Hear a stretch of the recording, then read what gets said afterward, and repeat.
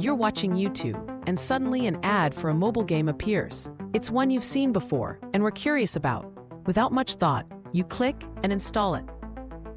Later, while walking by the station, you spot a bold ad for a new subscription service.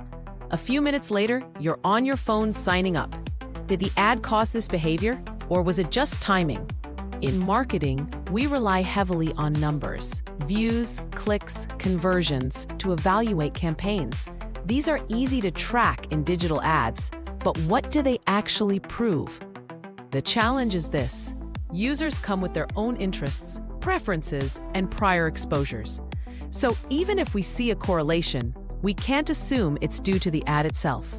Causal inference is a method to clarify these murky waters. It helps us separate signal from noise to determine whether an ad truly caused someone to act or if it was coincidence. It draws from scientific thinking.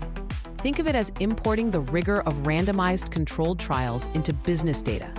Even when we can't run real experiments, we approximate them with smart analysis. Let's talk about correlation. When two things change together, like ice cream sales and drowning accidents, we say they're correlated. But that doesn't mean one causes the other. What's likely happening is a third factor, like hot weather, is driving both trends. This is called a spurious correlation, and if marketers misinterpret it, they risk making bad decisions. Now imagine this. A company runs separate ad campaigns in Tokyo and Osaka.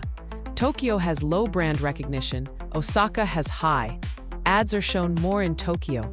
Purchases rise locally in both places. But when you combine the data across regions, it looks like showing ads led to fewer purchases. This statistical trick is known as Simpson's paradox. It hides the true effect due to uneven groupings. To avoid falling into this trap, we must recognize confounding variables. In this case, region is a confounder.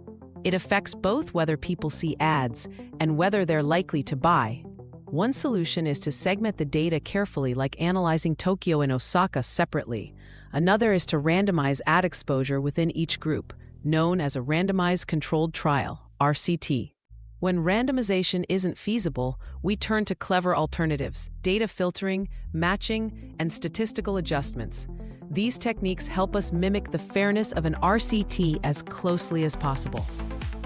At the heart of causal inference is a concept called the average treatment effect, ATE.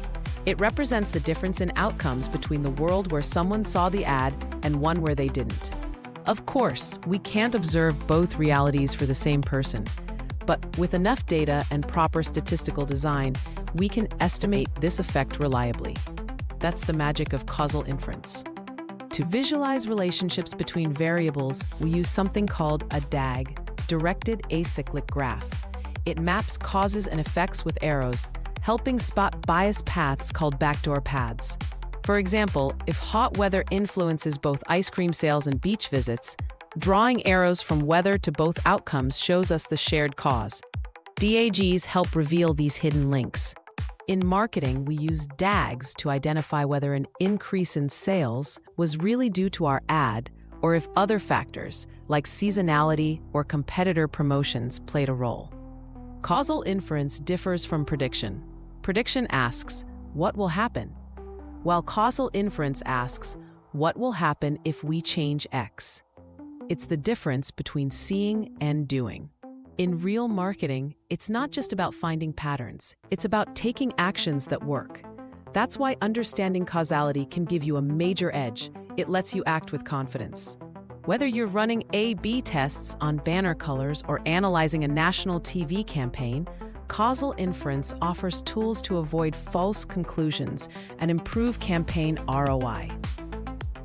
Even when data is noisy or complex, you can use frameworks like DAGs, ATE, and stratified analysis to clarify what's truly working and what's not worth your budget.